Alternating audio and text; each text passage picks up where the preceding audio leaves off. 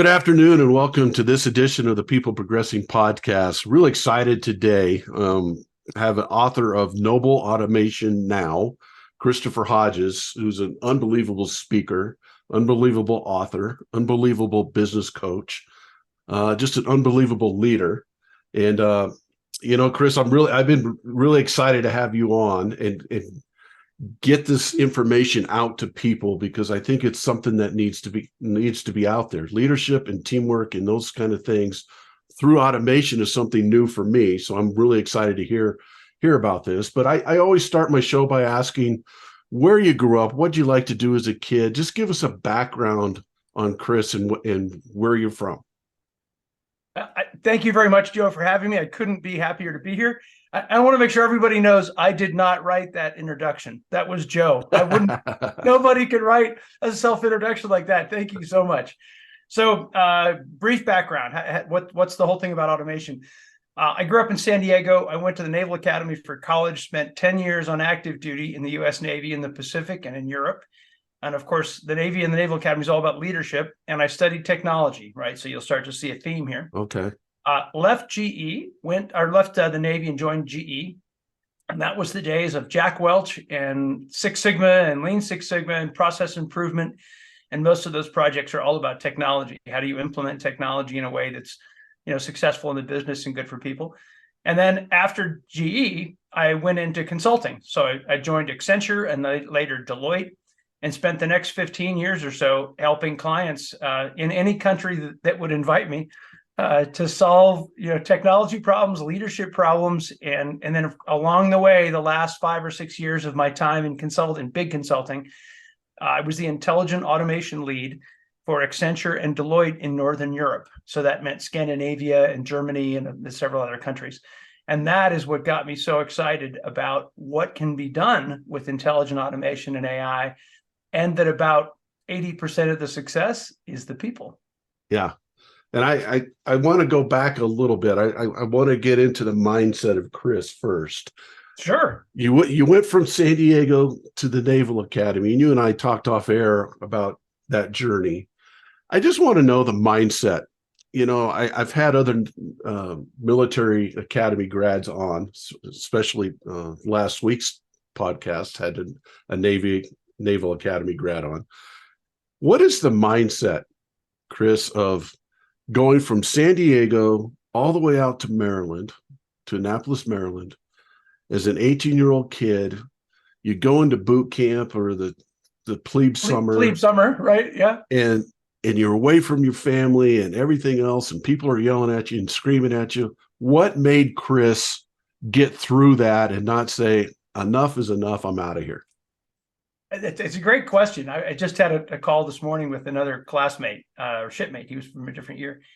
I can only speak personally, and that is at 18 years old, you start to hear that voice in the back of your head that says who you are.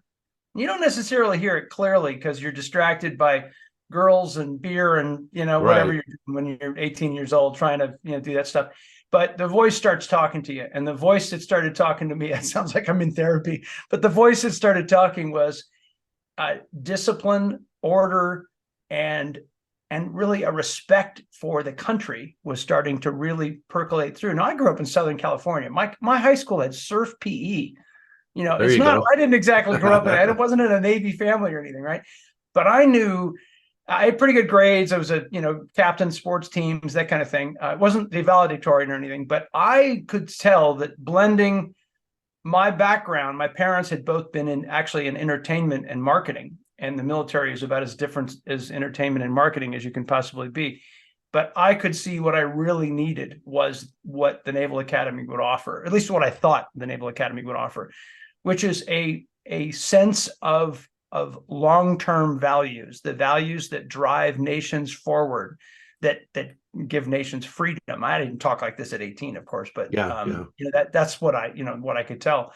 And of course, seeing Richard Gere, an officer and a gentleman, helped. Top Gun, the first Top Gun came out while we were there. Okay.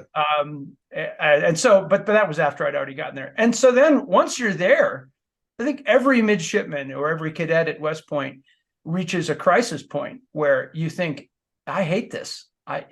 where's the parachute out of this thing, right? Right. And some people leave, and frankly, quite a few people leave. But I remember thinking, there's no way in the world I will quit.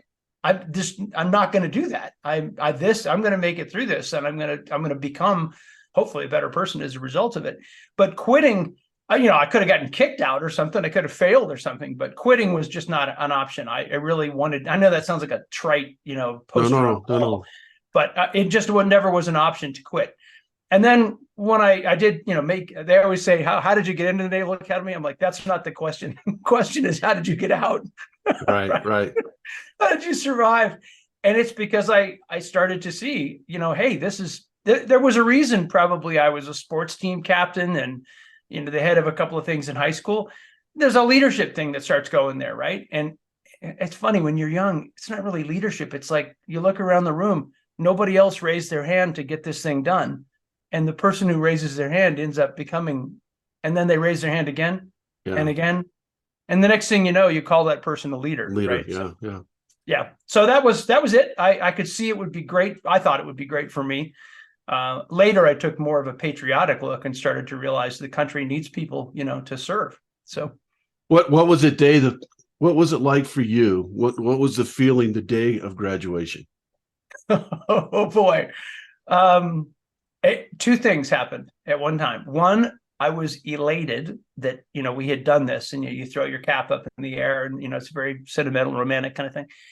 And then I suddenly realized, this is before the days of social media and even email. People didn't even have email in 1987, like a little bit, but very little. And I suddenly realized I didn't write the addresses and phone numbers down of all of these guys and girls that I would want to see again. Yeah. And I ran around at our graduation ceremony before we were up on the stage. I ran around writing down names and phone numbers, like their parents, addresses. And I thought, how did I not think about this? And I found out a bunch of other people didn't think about it either. Yeah. And you couldn't find anybody. So it was this combination of, you're leaving a kind of a cloistered fraternity/sorority, because it's men and women, right? Great group of people, but suddenly you're never going to see them again, or you may never see them again. It was a very weird feeling. I think today's, they just text me. They're all connected, so it doesn't matter. But it's two things. It's going into the future and doing something exciting. George Bush, the first George Bush, was the speaker at our graduation, and that man stood on the stage and shook more than 1,000 people's hands. I was blown away by that. Yeah. He just stood there and the diplomas and shaking hands. It was impressive. So it was both things. You're leaving a cloistered world and going off into the bold world of the Navy. And I have to imagine that the time there with your classmates and the leadership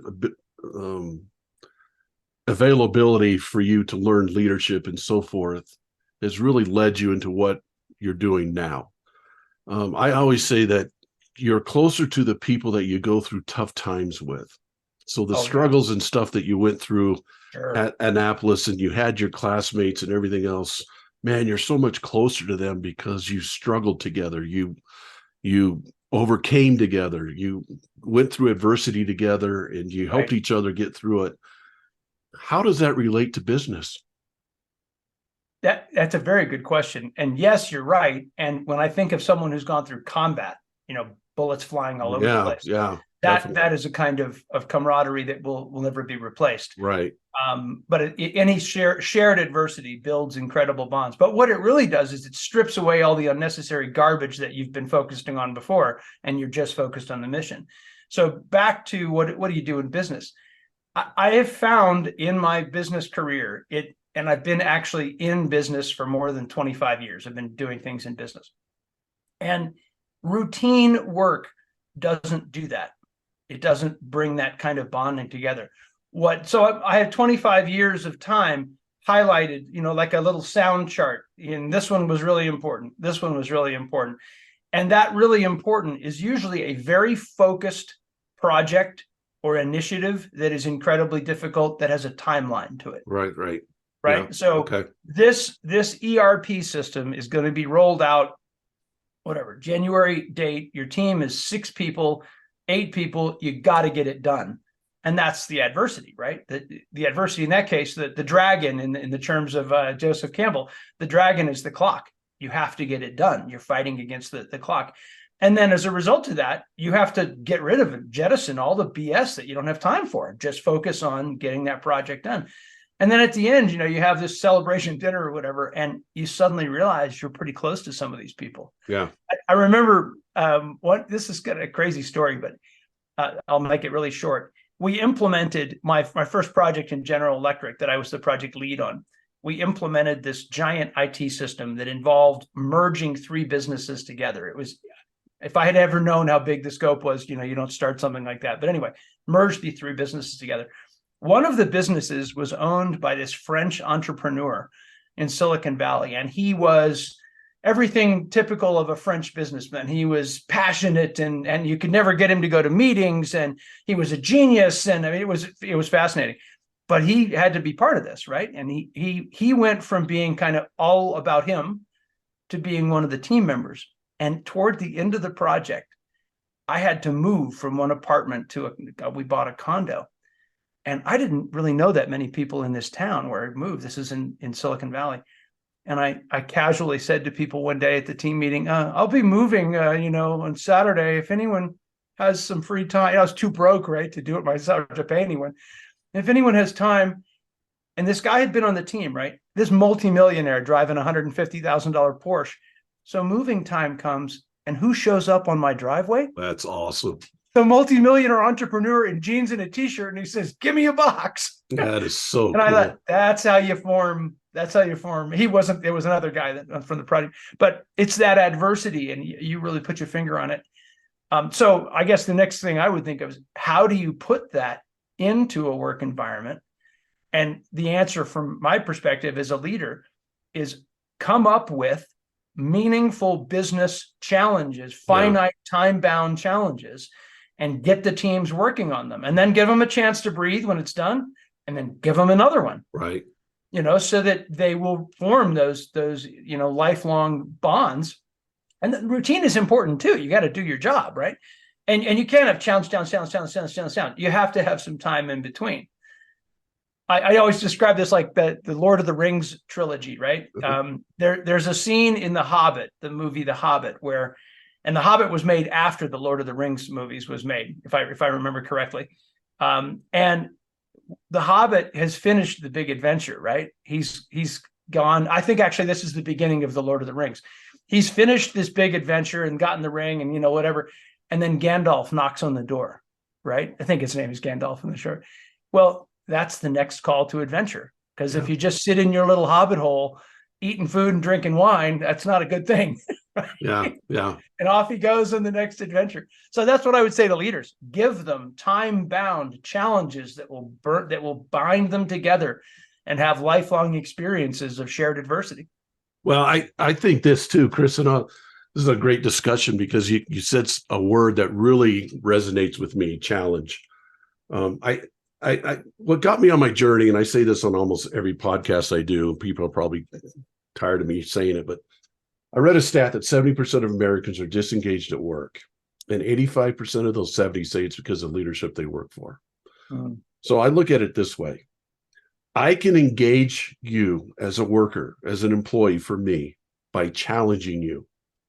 Because if I challenge you, I am telling you that I believe in you, that you can do this. Right. If I don't challenge you, what I'm telling you is that I don't believe that you can handle any of this stuff. So you just come to work every day, punch your time clock, whatever you do, and go home after 8 hours because you're never challenged, and you never have the confidence in yourself that your leader believes in you because he's never or she's never challenging you. I think challenge is huge. I think it's the number one thing in my book. I talk about it. It's the number one thing to get the light bulb to turn on. Yeah.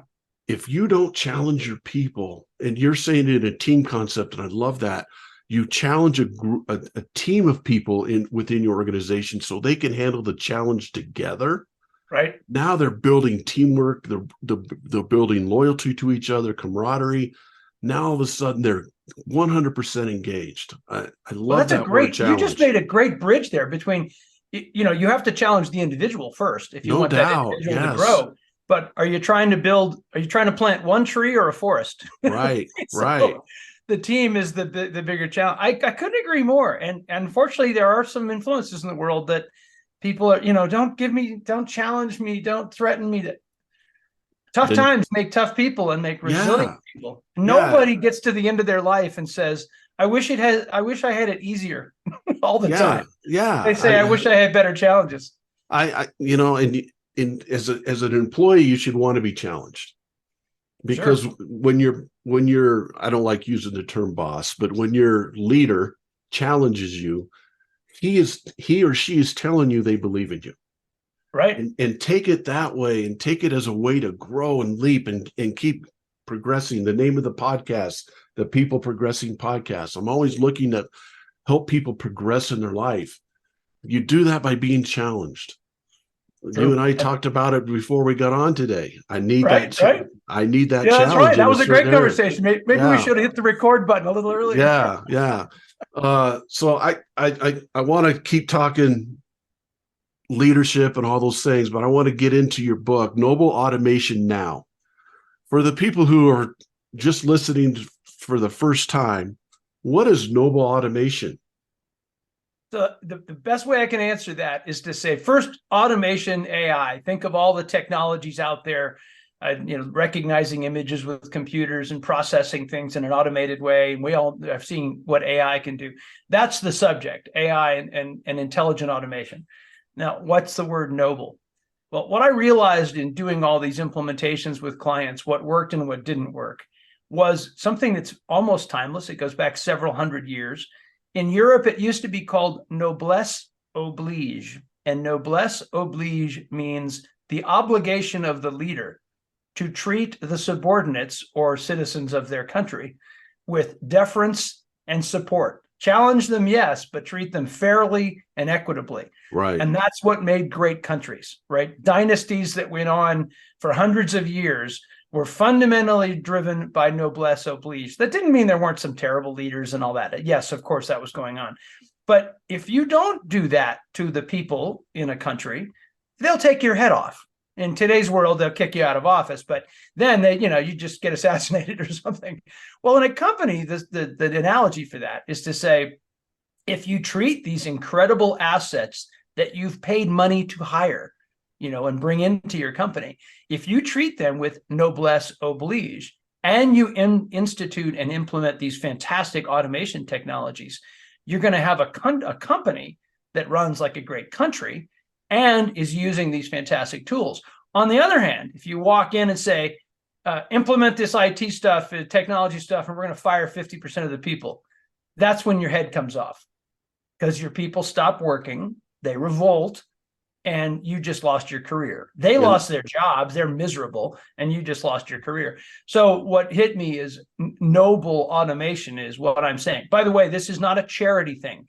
It's not about everyone keeps their job and does exactly what they did before. That's not the way the world works. Right.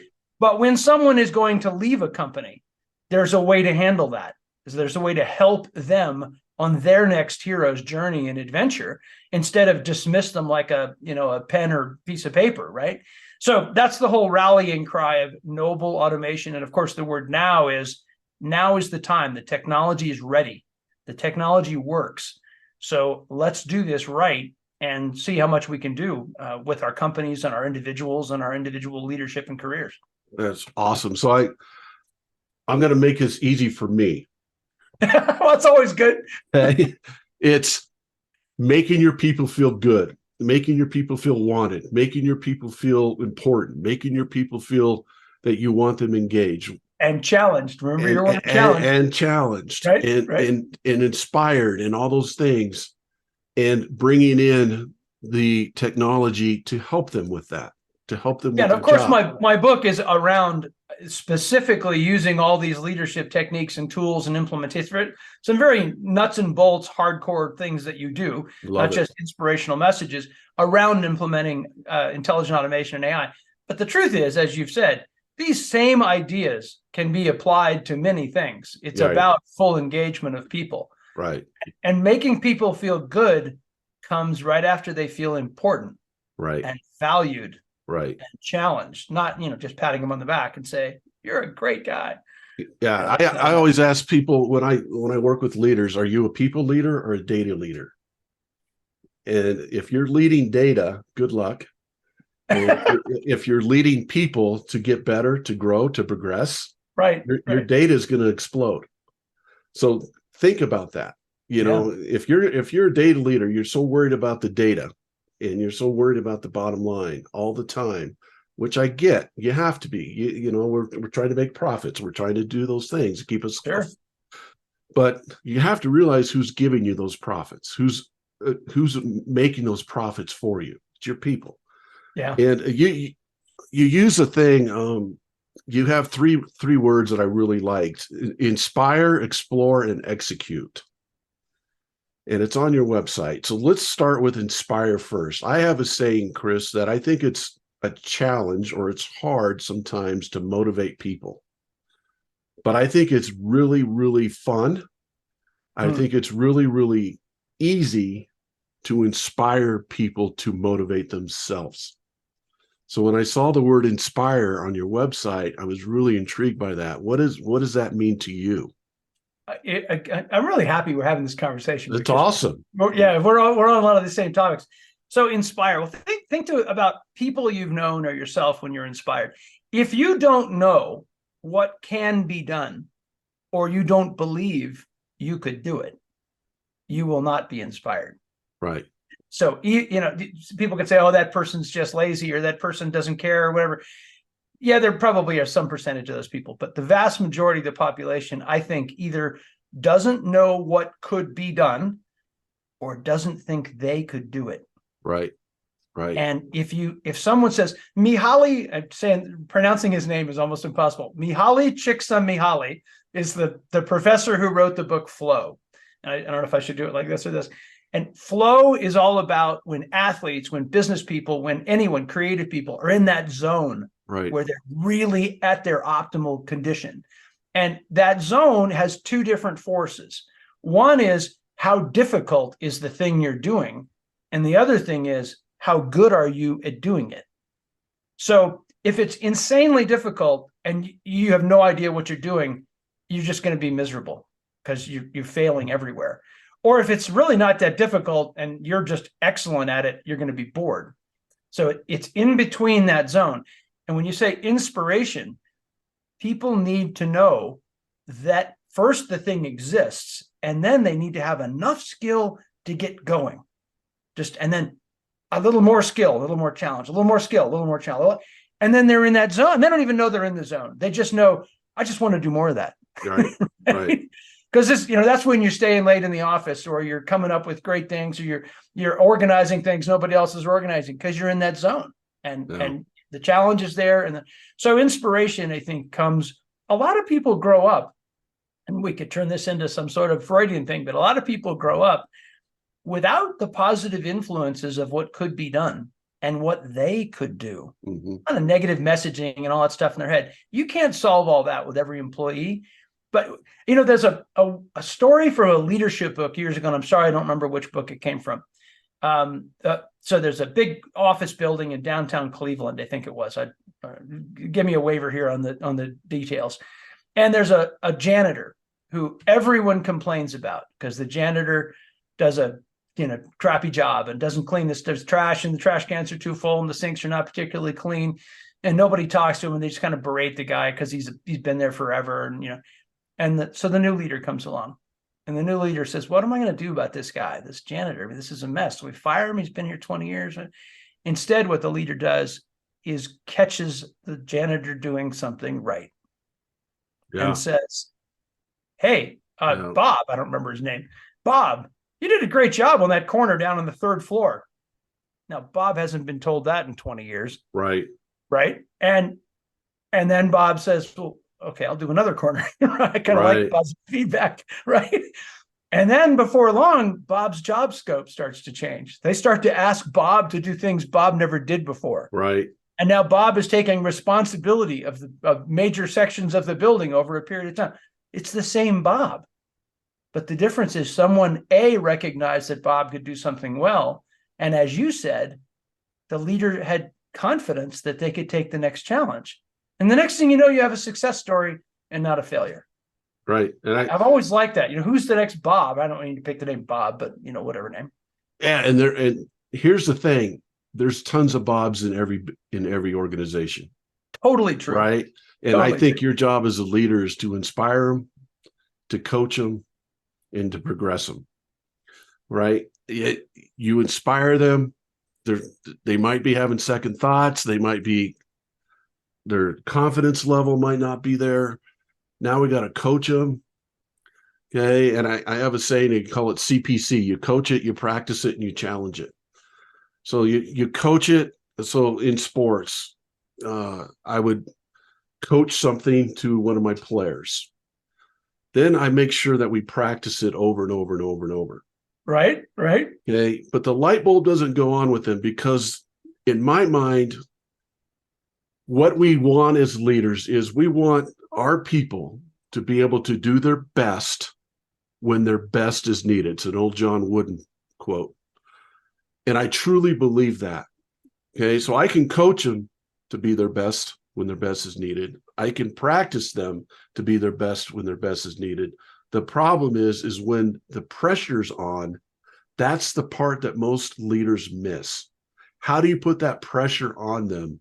So when the real pressure of getting the project done, like you said, in a work situation, has to be done by this time at blah, blah, blah, blah, blah.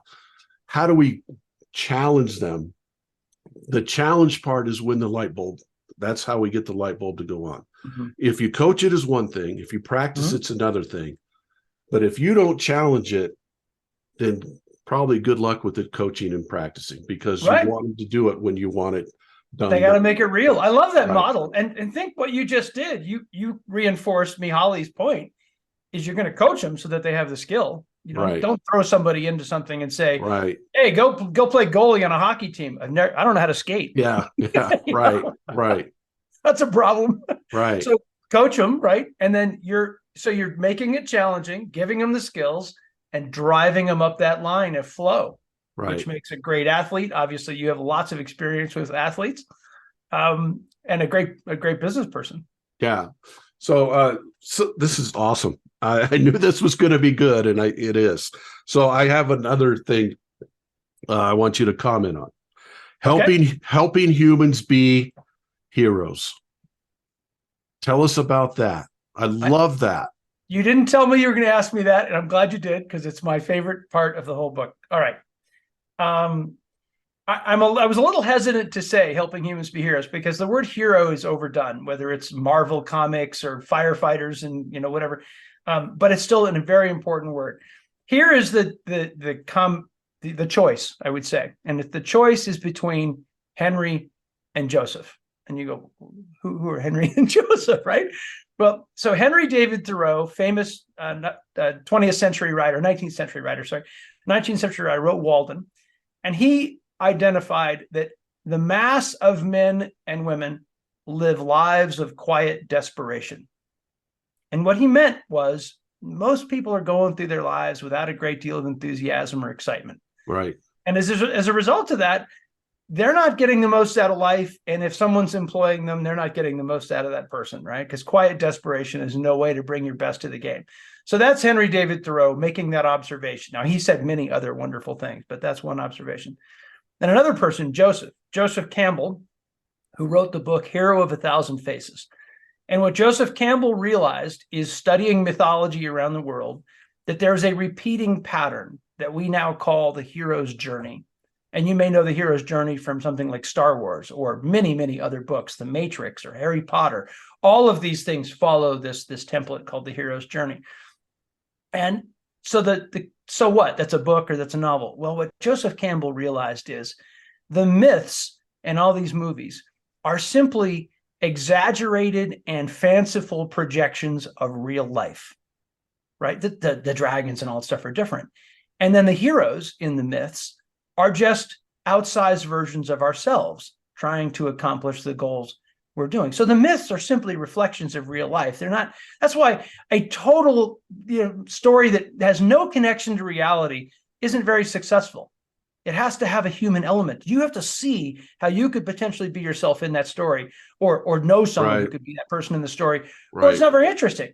So what I've laid out in the book and what I've done with clients is to say, what if instead of the team seeing AI and automation as a threat to their job or extra work or drudgery or whatever they think it as, or they just want to be left alone in their quiet desperation in their job, what if you present it to them as a hero's journey?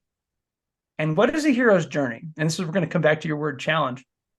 A hero's journey starts with a normal person living a normal life, not particularly happy, not particularly sad, but in the wee small hours of the morning, I say, they hear this voice, and that voice says, there could be more. There could be much more, right? But there's nothing there. And then something happens, something bold takes place. They get a glimpse of a new world, new challenges, etc. And they say, oh my God, look at the bold opportunities I have to be able to do this. But that's called the call to adventure. But at the same time, as exciting as that is, they withdraw out of fear. That's overwhelming. See the connection to AI and automation, right? Yeah. That's overwhelming. That I might fail at that. It might be horrible, right? So they pull back. But what Joseph Campbell tells us is the call to adventure is like a phone that just keeps ringing until you answer it. You can put a pillow over it. You can put it in another room. You can leave it in the trunk of your car, but the phone keeps ringing, right? And eventually the hero's got to do something about it. And about this time in the hero's journey, along comes a mentor. And that mentor shows the hero more about the new world and helps the hero understand what their role is in the new world. So I think Obi-Wan Kenobi from Star Wars, Luke doesn't know what to do with this new world, and Obi-Wan steadies him out. So now, and I shift topics or shift angles on this, and I say, so there the hero is. She has a mentor by her side who's going to help her through. She knows a little bit more, so she answers the call to adventure, and she goes on her adventure. And as soon as she does, as soon as I say, yes, I'll be on the AI and automation implementation team, they hit a wall. And that wall is a series of obstacles to overcome. I got to get through this. I got to get through that. We don't have the resources. We don't have the time. I don't understand this technology. What's all this office politics garbage we're dealing with? Those are the kind of real world obstacles, right? New allies are formed. New adversaries are identified in the company. They overcome all these obstacles, but no hero's journey ends until you face your dragon. And the dragon in the myths is usually the myths will usually use a dragon or a really dark villain like Darth Vader. And the reason that is put in there, Campbell tells us, is it represents the hero's biggest fear. And in the case of the myths, that's death. Yeah. In real life, that fear is usually the fear of failure. Right. So the hero has to reach deep inside themselves, maybe with some help from the mentor and the coach or the business leader who sees this as the hero's journey and says, you have the strength to do this. And they see they have the strength to do it. And they overcome their fear of technology, their fear of job loss, their discomfort with learning new things, right? That's the dragon in many real world projects. So the dragon is vanquished. Next step, the hero grabs the prize, the treasure. Think about and is it a golden amulet or a ring or a chest full of gold? But oftentimes in those journeys, and especially in real life, what the hero finds is this unshakable level of confidence that is born from the hero achieving growth and being more than they've ever been before. And suddenly I'm so much more than I was before. And then last step is the hero comes back to the tribe or the team, right? And says, look how much more I now know, and I'm going to help you, and I'm going to share some treasure with you. So the reason I say helping humans be heroes, if leaders help team members see this journey as their own hero's journey, answering their own call to adventure, and then helps them through in the right times to help them, think how much more inspirational than that is. We're going to implement some IT and 30% of you are going to change jobs and leave. The hero's journey is a lot more valuable, and it's good for the people. It's good for the business. So that's what I mean about helping humans be heroes. Wow. and again, the kind of the parallel, I use the term gamer. It's kind of a sports term, but I look at you're either a donkey, an 8 to 5er, a showcaser, or a gamer. Okay, I don't know what any of these are. You're going to tell me what these are. A donkey is somebody that is a culture killer in your organization. Oh, okay. Okay, they come and they're negative Nancy. They like to bring people down to their level. They complain a lot. They do a lot of those things. Right. An 8 to 5er, somebody comes in, they do a good job, but they're at 8. They leave at 5. There's no extra Never give stuff. you more. Yeah, they're not going to give you more. The showcaser is somebody that's really talented, but they're really talented at things that they like to do. And when it comes time to have the pressure on them and stuff, they kind of fold because they're just kind of like to showcase, hey, this is what I can do really well. So don't ask me to do that because, right. And then the gamer is the one that brings all the rest of them up. They're the ones who'll do the extra. They're the ones who are the leaders. They're the ones who want what's best for the team. They're the ones who do things for the team. They're the ones who keep growing, keep progressing, and keep helping others keep growing and progressing. Right. It's hard to find anymore. And when you're talking about hero's journey, it's kind of the same thing. It's like, like I said before, I want to get my people to be their best when their best is needed. I want them to be the gamer. So how can I do that as the leader? How can I inspire these people to keep doing more than what they thought they even knew they could do? The hero's journey. And once they get to that point, man, the light bulb's on. Right. Now we got somebody that can, another leader in an organization. Now my organization just got better, stronger. This is a deep subject. I talked in the book. I cover. I felt I would be being dishonest if I didn't include this point.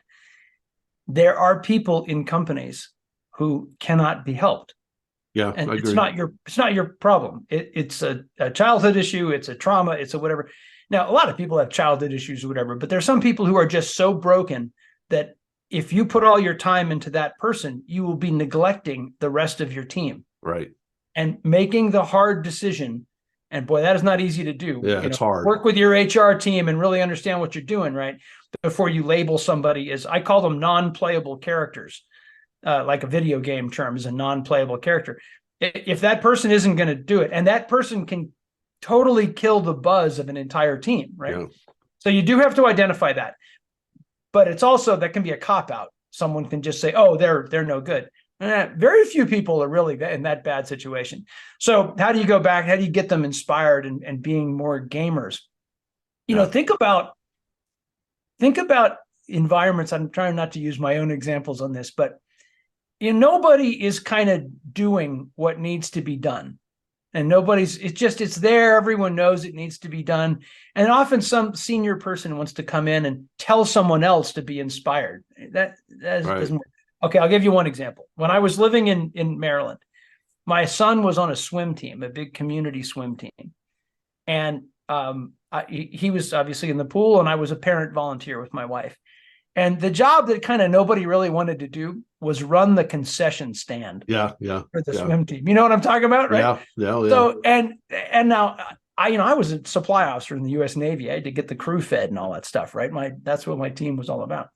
So I'm like, well, nobody else wants to do this job, so I'll volunteer. We'll do the concessions. Well, my wife and I just went nuts on the concessions. It wasn't just let's push bottled water across the table. And she was really good at getting the volunteers to work behind the counter. And I'm running around like a maniac making hand squeeze lemonade and getting sick. And I did most of the work the crazy work at first, because before that, people didn't do that. I didn't tell people what to do or give, to say you need to go squeeze lemons. I was loving it. And then it's like Tom Sawyer, right? Except in this case, it really was fun. Then people would see, hey, wait a minute, that's kind of fun. And the next thing you know, everybody's volunteering in concessions because we're all having a great time. Yeah. And then you take your hands off. At this point, somebody's nudging me out of the way, saying, "Get out of the way, I'll do the lemonade." Yeah. Actions speak louder than words. Right. And it's enthusiasm, right? If the leader Right. genuinely jumps in and is excited about the things that are going on, it kind of gives everyone permission to Yeah. be excited. And Yeah. then more than likely the team is going to get that leader out of the way and say, "Hey, we got it now. We're going to do all the things that need to be done. Can you just go sit in the corner and, send us nice notes on Fridays?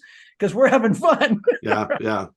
So that, I mean, I know I'm oversimplifying No, it, but no. This, I think that by the way, I loved making lemonade. yeah. I didn't like giving that up. Yeah. It's awesome.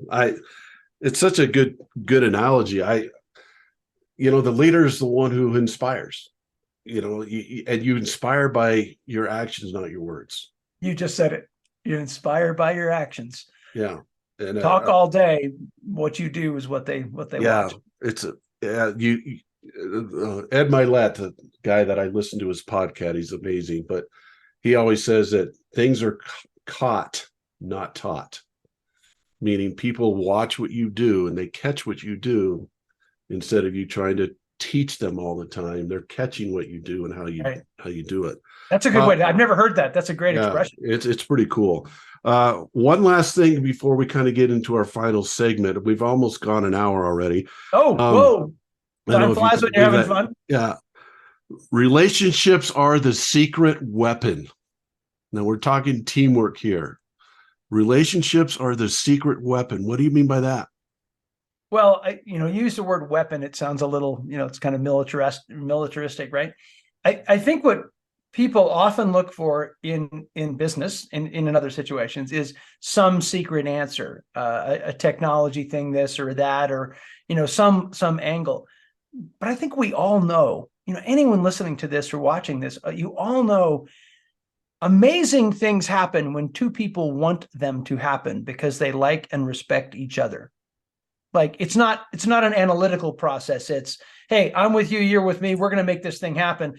And creativity just starts flowing as a result of that relationship. Why? Because a big chunk of your brain, think about somebody goes to a party. They don't know anybody at the party. You're kind of, you're a little bit, not so much tense, but you're kind of withdrawn. You don't just jump in and start talking to everybody. Your brain is so consumed with new people and that you're not being your creative, positive, interesting self until you start to meet some people and you realize, hey, there's some other people here at this thing I really like. And then suddenly the party goes well. Well, that's exactly what I think business is like. It was like my time as an officer in the Navy. When you first step on board the ship, it's like a new dog coming to the dog park, right? Everybody's looking at each other, right? Yeah, yeah. Until you figure out who's the dogs, and then you start playing, right? I think a dog park's a great example of that. And once the dogs get along, right, then they have a great time. Things are going well. So relationships are just. I have a friend of mine. Her name's Angela Lehmans, and I worked with her in GE, and she's just a fantastic human being. And she reaches out to me like from crazy places in Greece or something. She's in Greece with her mom right now. And we just had a great working relationship. And because of that, when I think of her and she thinks of me, stuff happens. Yeah. Yeah. So that's what I think it is. Frankly, I got a feeling, Joe, you and I are going to be talking a lot in the future. Yeah. I know that's secret weapon. Yeah. It's amazing. I have to ask you this question too, because I talk to my leaders all the time about this. How do you get loyalty from your people that you lead? So how do you build that loyalty? And I don't think people think of it that much. I have people that work for me, let's say, and I want them to be loyal to me. I want them to be loyal to our company. I want them to be loyal to the cause of what we're trying to get accomplished, all that. What's some ways that you can build loyalty? I want to give you, and I think stories are sometimes more illustrative than yeah, I think so too. Come up yeah. with a list, right? So I'm going to give you a story from my time in General Electric. I was leading the quality improvement team for a business in Maryland, and I had about 7 Six Sigma black belts, and I was the quote master black. It doesn't matter what those are. I was the team leader, and 6 or 7 people, and every one of those people were working on projects, very specific projects to improve things in the business, different parts of the business. And every month or so, one of those people would come in and we would have to brief the project to the executive leadership team of the business. I was on that leadership team, but the rest of the leaders of the company, including the CEO of our business. And so I'd love to say I pre-thought this, but I didn't. And this is what actually worked. So they would come in and they would get their slides ready and they would present this project. We're improving the cycle time to get loans approved, or, whatever, regular business stuff, right? Yeah. So what many quality leaders did is they took their team's projects and they briefed the leadership team on the projects. And the team person sat in the room. And I said, I've been a black belt. I've been a team member. That is not going to happen. You are going to brief your project. So that's the first step. You're going to brief your project. You're going to get airtime with the most important people in this company, right? They're going to see what you're doing. First of all, that's a huge motivation. But you talked about loyalty, not motivation. Here's where the loyalty part comes in. So now they're motivated. They get a chance to go present to, and that's kind of tough. You're presenting to the CEO and the chief risk officer and whatever, and they ask hard questions, right? They'll beat you up if you don't know what you're talking about. So it's a big opportunity. So then here's how I got loyalty. And again, it was not deliberate, but it's what happened. Whenever they were doing something well in the project brief, when they were talking about what they had done and what went well and how it did this and how it did that, I'm quiet because they did it, right? But the minute something went wrong with one of the projects, I took the bullet. Okay. I would say that is something that I should have thought about, and that's my mistake because it's my team, right? Right. Now, they know that part of that decision was them, and they but I'm taking all the bullets, right? I'm taking all of the bad stuff, and they're taking all of the good stuff. And when the meeting's over, we talk about what happened, right? Well, guess what? The next time they presented, they had made fewer mistakes, so there were fewer times for me to step in. But anytime it was something that I could potentially have prevented or been responsible for as a team member, you stand up and take the bullets. Now, what does your team learn? Right? This guy's not going to leave me, or guy or girl, whoever the leader is, not going to leave me, hang me out to dry. So if you do that enough times and you do it genuinely, that you're there to support them. And if they fall, you're there to pick them up and let them keep running. That doesn't mean you don't tell them, hey, that was a mistake. We got to fix it. Right. But you sure don't push them in front of your boss and make them look stupid. Right. Right. That's a bad idea. So I didn't realize how important that was until years afterwards. And I got a couple of phone calls from these people over time looking for job referrals and recommendations. I had a fantastic team. And that's easy to look like a great leader when your team is great, right? I mean, these were great people, but they remembered that. Yeah. They remembered that I never let them get blamed for some, whatever craziness when it was our team and I'm the leader. Like it's the captain of a Navy ship, right? Something goes wrong on a ship. Guess who's responsible? Right. If he was asleep or she was asleep, it's still their fault. Right. Well, and what you did in that situation, Chris, is twofold, in my opinion. You developed loyalty from them to you and to your company. But the other thing is you taught them, you coached them. Okay. So 20 years from that time that story happened, now they're the leader. Now they're in your position. And they are. Right. Yeah. So what you taught them was great leadership right there. You told them how to take the bullet, how to build loyalty and so forth. I always say this, as a leader, this is what I wanted. I wanted to be a blessing in people's life. I wanted to be a positive footnote in people's lives. So when I coach somebody, whether it's in business, in sports, or whatever, that 30 years from when I coach them, they could say, man, that one person was not that, maybe not just one person, but you're one of that few. I was a piece of their success or their life. Right. In being successful. That was my goal. And not for me, for them. If I could do something that helped them grow and progress and getting better, and then they could do that to someone else, and then they can do that to someone else, the ripple down effect. Right. And I just call it being a positive footnote in people's lives, being a blessing. I love that expression of positive, as opposed to we've all got the negative footnotes. Yeah. As well. How many people have we learned how not to do things from? Oh, and of course you learn the most from that. I've worked with a young woman. I actually hired her to Accenture when I was there. Her name's Claire, and she was really young when we hired her, and a lot of people were very hesitant to hire somebody in with this age, etc.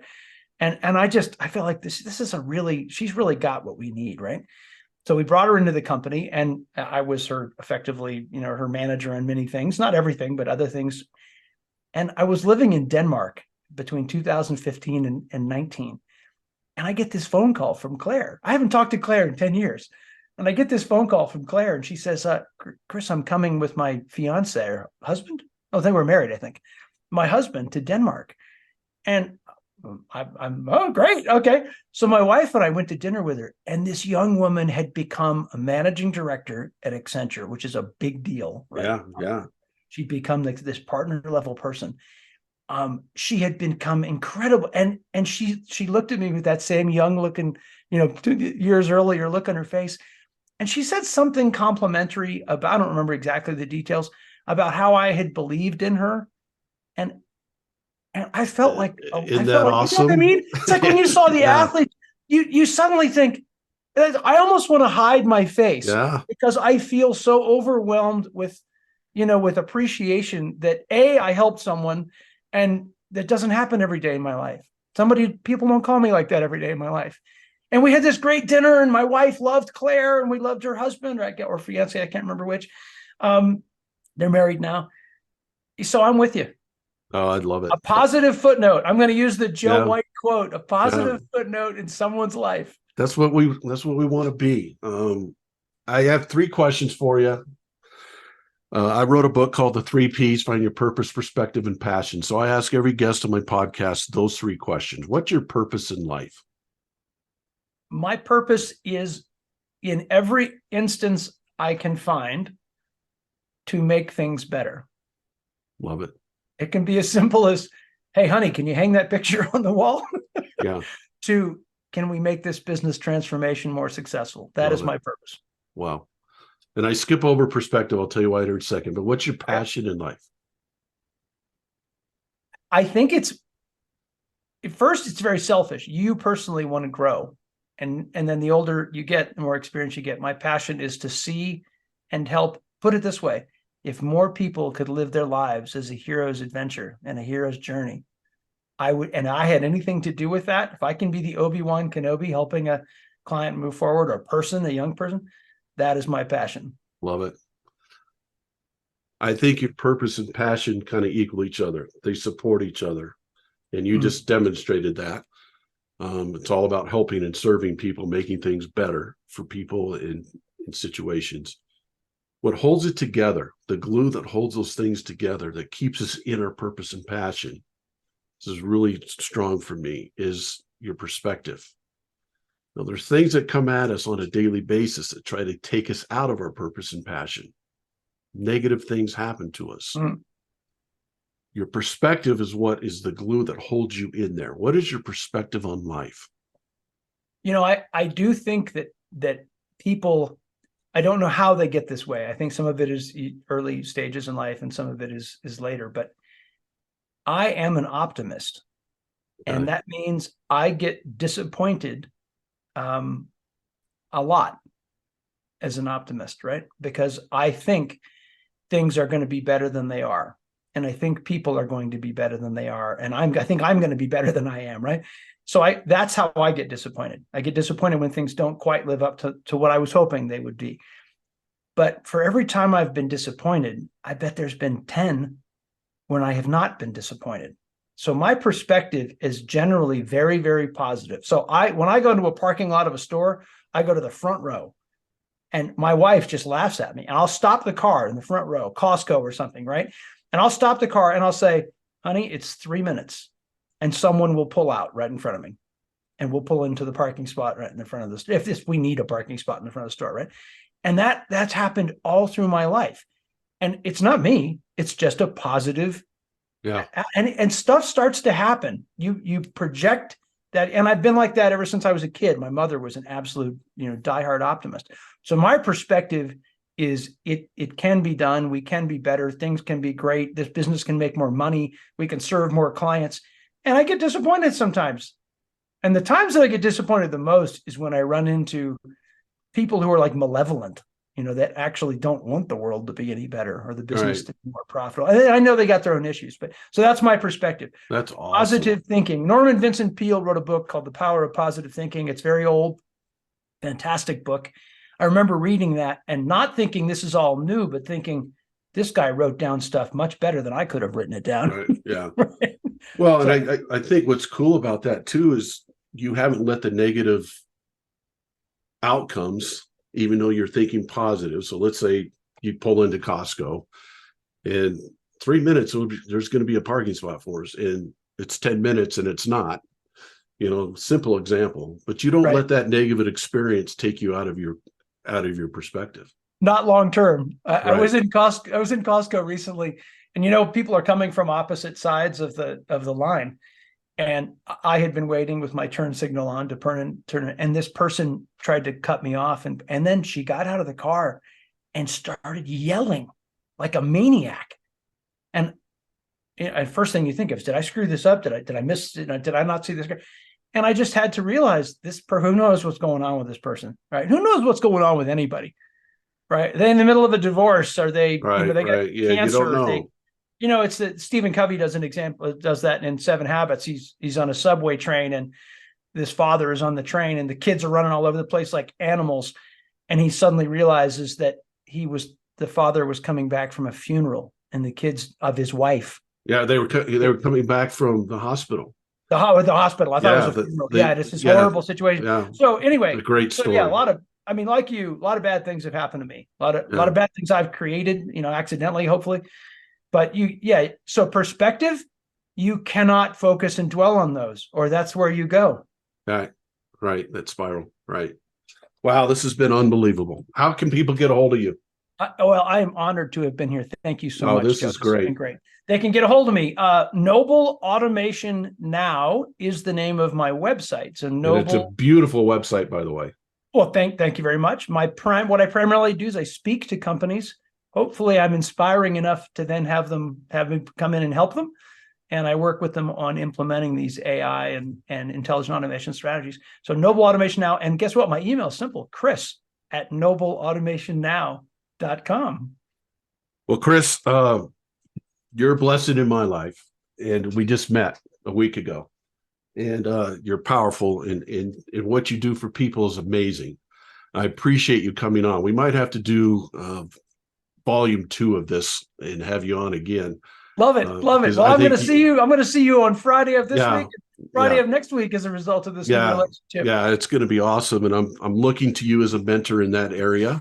And I just can't thank you enough for coming on today. You made people's lives better. If one person listens to this and I know they'll get inspired, then we did our job. So I hope more listen to it, but we'll keep plugging away at it. Let's see, there's my mom and your mom, and yeah. So I just appreciate it, and I appreciate everyone out there too who follow my podcast and listen to it, trying to grow it, trying to get it out there, just to inspire people and help people. So you can get a hold of me through CoachJoeWhite97@gmail.com, and I can get you some Joe White gear. We got hats and shirts and all that kind of stuff now, and it's been a lot of fun getting that going. And thank you so much for listening. Keep sharing this with people, and follow and subscribe. And everyone, I always tell you, keep progressing on a daily basis. Keep having fun and enjoying life. Thank you so much for listening, and we'll talk to you soon.